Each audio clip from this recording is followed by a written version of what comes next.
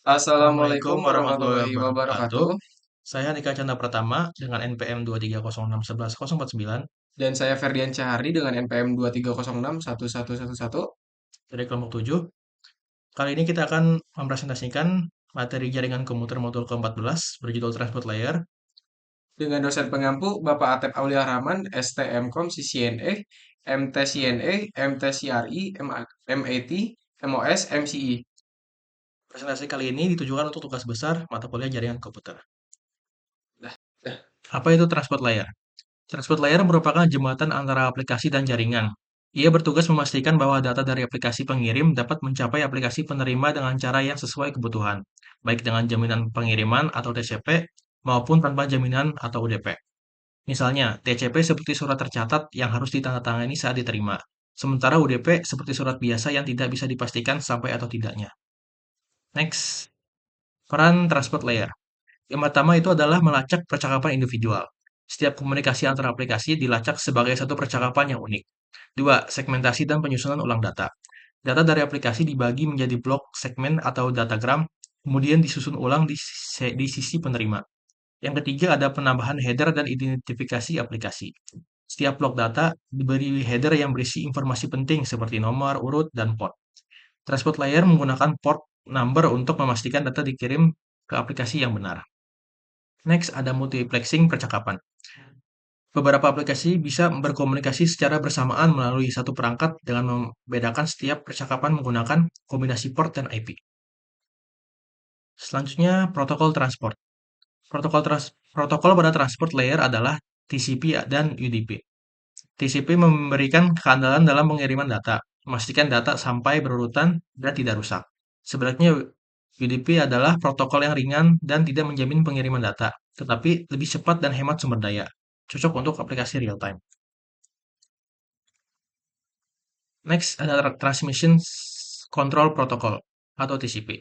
TCP adalah protokol connection oriented, artinya ia membentuk koneksi terlebih dahulu sebelum mentransmisikan data. TCP memastikan keandalan dengan memberi nomor dan melacak segmen, mengakui data yang diterima atau ACK, mengatur ulang data sesuai urutan, mengirim ulang data yang tidak diakui, mengatur laju pengiriman agar sesuai dengan kemampuan penerima, dan TCP sangat cocok untuk aplikasi yang tidak bisa mentoleransi kehilangan data seperti web, email, atau transfer file.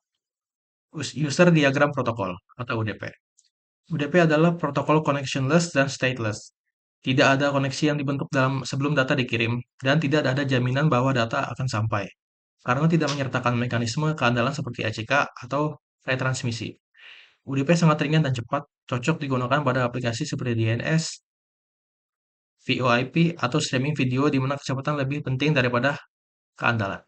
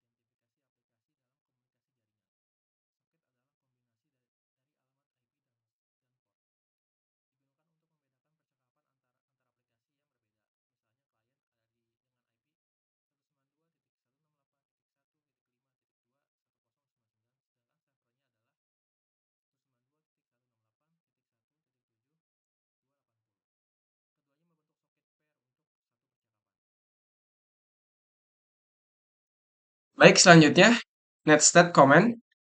Perintah netstat digunakan untuk menampilkan koneksi jaringan aktif pada komputer, termasuk protokol yang digunakan, alamat IP lokal dan remote, serta status koneksi. Ini sangat berguna dalam troubleshooting atau memeriksa koneksi mencurigakan. Baik, selanjutnya di sini ada TCP three-way handshake. Yang pertama ada SYN, pengirim meminta koneksi. Yang kedua SYN ACK, penerima menerima dan meminta koneksi balik. Yang ketiga ACK, pengirim mengkonfirmasi. Next, ada TCP termination four-way handshake. Yang pertama, pengirim mengirim FIN, yang kedua penerima mengirim ACK, yang ketiga penerima mengirim FIN, yang keempat pengirim mengirim ACK terakhir. Baik, selanjutnya ada keandalan TCP. TCP menjamin data sampai dengan benar melalui penggunaan nomor urut dan ACK. Jika segmen hilang, TCP akan mengirim ulang. Mekanisme Selective Acknowledgement atau SACK memungkinkan penerima memberitahu pengirim hanya bagian yang hilang, mengurangi kebutuhan pengirim ulang seluruh segmen. Next, ada Flow Control Sliding Window. TCP mengatur aliran data menggunakan jendela atau window size yang menentukan jumlah byte yang dapat dikirim sebelum menunggu ACK. Window ini bersifat dinamis atau sliding dan disesuaikan dengan kondisi jaringan dan kapasitas penerima. Next, ada Congestion Control. Jika banyak segmen TCP tidak mendapat ACK, pengirim menganggap jaringan macet dan mengurangi jumlah data yang dikirim. Ini membantu mencegah kemacetan lebih lanjut. TCP menggunakan berbagai algoritma untuk menangani hal ini, meskipun detailnya tidak dibahas di modul ini. Next, ada UDP lanjut. UDP tidak memiliki mekanisme untuk menyusun ulang data, ia hanya menyampaikan data sesuai urutan diterima. Jika aplikasi membutuhkan data berurutan, maka aplikasi itulah yang harus menangani penyusunannya. Sama seperti TCP, UDP menggunakan port, klien memilih port sumber secara acak dan mengirim ke port tujuan yang dikenal server. Server akan membaca data berdasarkan port untuk tujuan dan meneruskan ke aplikasi terkait. Baik, sebelum kita masuk ke kesimpulan, kita akan coba masuk ke yang lebih teknis di Cisco Packet Tracer. Oke, di sini kita punya multi server dan kita akan mencoba mensimulasikan cara kerjanya sesuai dengan instruksi yang ada di sebelah kiri saya. Jadi kita di sini punya multi server, ada juga HTTP client, ada FTP client, ada DNS client, dan ada email shortcut, dan ada satu switch di tengah-tengah sebagai penghubung dari semuanya. Oke, langsung kita ikuti perintah-perintahnya. Yang pertama kita ke multi server dulu. Untuk masuk ke command prompt, dan kita ketikkan ping min dan alamat IP-nya. Oke, kita sudah mendapat balasan. Kalau sudah kita sudah. Kalau sudah kita minimize, lalu kita pindahkan ke mode simulation. Kita masuk ke HTTP client. Oke, di step 2 kita ke web HTTP. Ya. Lalu masuk ke web browser.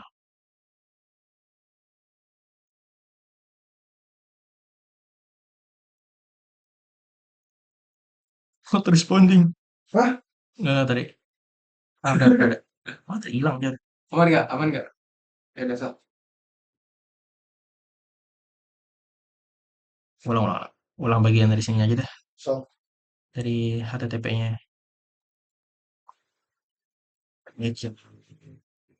Oke, selanjutnya kita ke step 2. Oke, selanjutnya kita ke step 2. Kita ke HTTP client dan masuk ke web browser.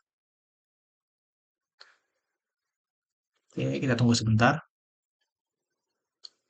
Sambil menunggu kita lihat langkah selanjutnya yaitu kita memasukkan IP ini ke dalam URL.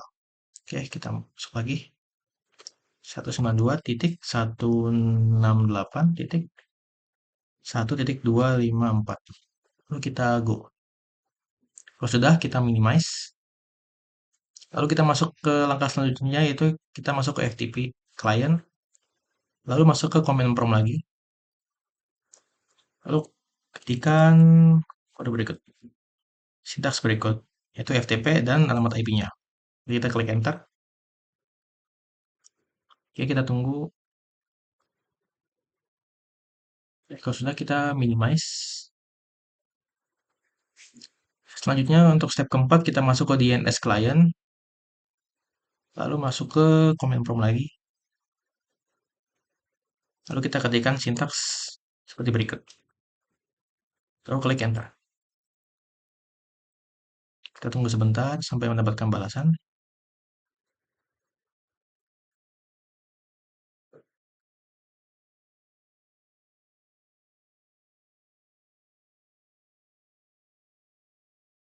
Balasannya emang lama ya? Kalau saja di situ mah nggak apa-apa. Itu mana udah masukin yang mana? Ini. DNS.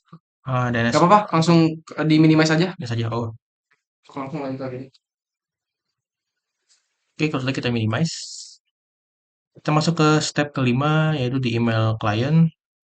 Lalu di email klien kita masuk ke email, ada di bawah kiri. Lalu kita klik compose, kita membuat email baru, lalu kita masukkan alamat untuk emailnya ke siapa, yaitu ke user at multiserver.pt.ptu. Lalu untuk subjeknya kita tulis personalize the subject subject line. Lalu email bodinya kita tulis juga seperti di instruksi, yaitu personalize ke email. Lalu kalau sudah kita klik send. Kalau sudah kita minimize. Oke, untuk step ke-6 itu sudah melakukan ke 5 langkah tadi. Oke, untuk selanjutnya kita masuk ke step 7. Kita langsung ke capture forward button yang ada di panel simulation. Oke, kita coba. Nah, maka kita akan melihat pergerakan ngirim dan menerima email tadi. Kita klik sekali lagi. Klik sekali lagi akan saling menerima dan mengirim dari switch ke multi server, dari HTTP client dan email client. Setiap komponen saling bertukar pesan. Kita next lagi.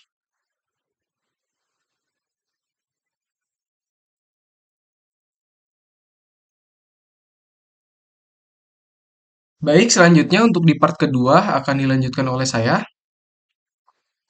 Jadi di step pertama di sini examine HTTP traffic as the client communicate with server. Yang pertama kita harus mereset simulationnya di simulation panel. Baik, kita reset.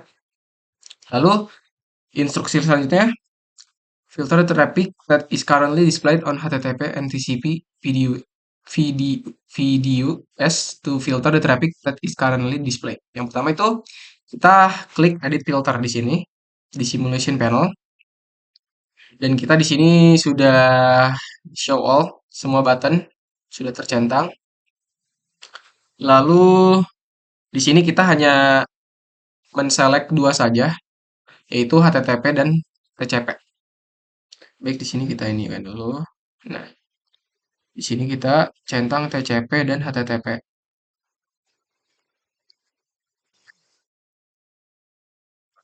Baik, selanjutnya di sini kita akan membuka HTTP client dan kita akan klik go lagi, lalu kita minimize. Lalu selanjutnya klik capture forward. Kita klik dan klien sudah mengirim pesannya ke switch.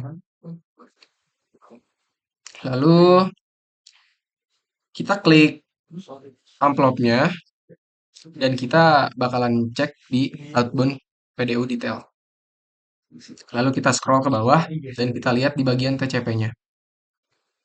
Dan yang perlu diperhatikan di sini kita memperhatikan source port, destination port, lalu sequence number dan acknowledgement number. Baik, selanjutnya kita akan mengcapture lagi agar si pesannya ini kembali kepada HTTP kliennya lagi. Kita klik,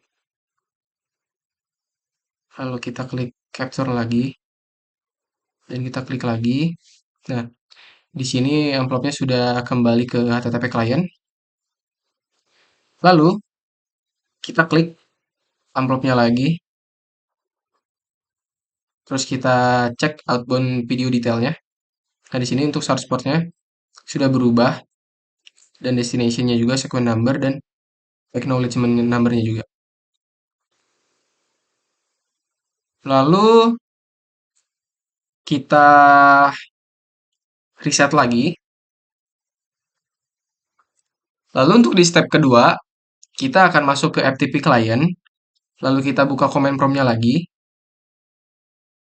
Dan di command prompt ini, kita akan ketik lagi FTP lalu dengan IP-nya. Terus kita enter, lalu kita minimize. Dan kita bakalan masuk ke simulation panel lagi, terus kita edit filter. Lalu kita di sini hanya mencentang FTP dan TCP saja. Oke, sudah. Di sini kita close. Baik, selanjutnya di sini akan kita capture forward.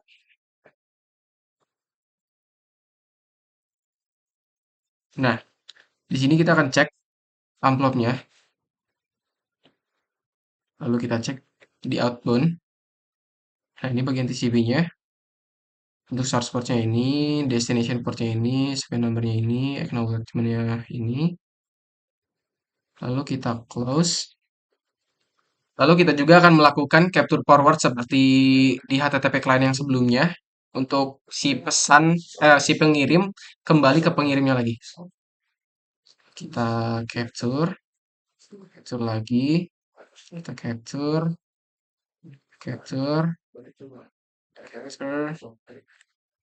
lagi, lagi. Nah, di sini sudah kembali ke FTP client-nya. Kita cek. Nah, di sini ada message-nya juga. Welcome to PT FTP server. Baik, selanjutnya kita akan mereset lagi. Baik, untuk di step 3, di sini kita akan mengulang step-step yang sebelumnya di DNS client. Kita masuk ke command prompt, lalu kita ketikkan nslookup multiserver titik pt titik ptu, lalu kita enter. Oke, terus kita di sini minimize, lalu kita masuk ke edit filter lagi. Di edit filter kita hanya mencentang DNS dan UDP. UDP dan DNS. Baik, di sini kita close. Lalu kita klik amplopnya dulu. Di sini kita cek outbound-nya. Nah, di sini yang muncul adalah UDP. Lalu kita lanjut. Kita close video information-nya. Lalu kita mengikuti instruksi yang sama di sini. Kita akan mengcapture forward. Oke. Pengirim dari DNS sudah mengirim ke switch sebagai penerima. Lalu kita cek lagi buka amplopnya. Oke. Dan kita di sini sekarang kita cek di inbound PDO detailnya. Lalu kita cek di paling bawah. Nah, di sini. Di sini sudah ada name variable-nya multiserver PT PTU. Sama seperti yang ada di instruksi. Lalu kita reset simulation lagi. Kita lanjutkan ke step berikutnya. Yaitu step 4. Di mana kita akan merepeat ulang yang ada di email client. Di sini kita masuk ke compose. Di sini untuk mengirimnya kemana masih sama dan subjeknya sama dan untuk deskripsinya juga sama. Lalu kita di sini langsung send saja seperti di instruksi. Dan yang lalu di edit filternya kita akan mencentang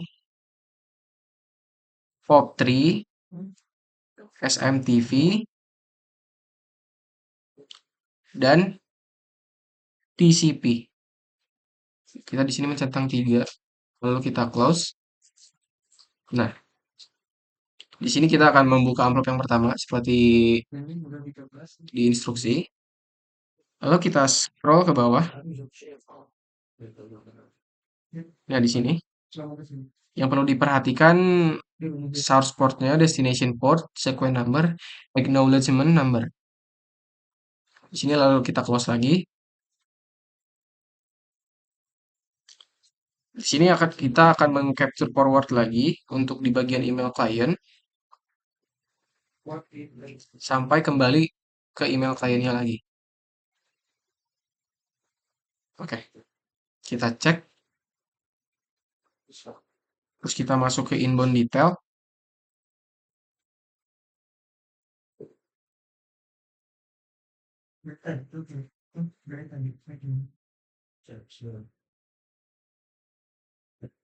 Nah, di sini source ports-nya, destination ports-nya juga sudah berubah ya.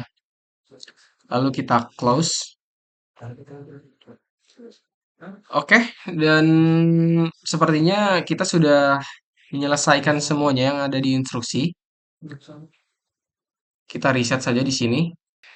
Baik, untuk kesimpulannya, transport layer mengatur komunikasi antara aplikasi di jaringan. TCP cocok untuk aplikasi yang butuh keandalan dan urutan data, seperti web dan email. UDP cocok untuk aplikasi real-time yang butuh kecepatan, seperti VoIP dan streaming. Port dan soket digunakan untuk mengenali aplikasi, sedangkan TCP menambahkan fitur seperti koneksi, pengendalian aliran, dan pengiriman ulang data jika diperlukan. Pemilihan protokol bergantung pada kebutuhan aplikasi, keandalan atau TCP, atau kecepatan atau UDP. Baik, mungkin cukup sekian presentasi dari kelompok 7 dari kami. Terima kasih sebelumnya untuk Bapak Atep yang telah meluangkan waktunya untuk menyaksikan presentasi kami dari awal sampai akhir. Wabillahi taufiq wal hidayah. Wassalamualaikum warahmatullahi wabarakatuh. Wabarakatuh.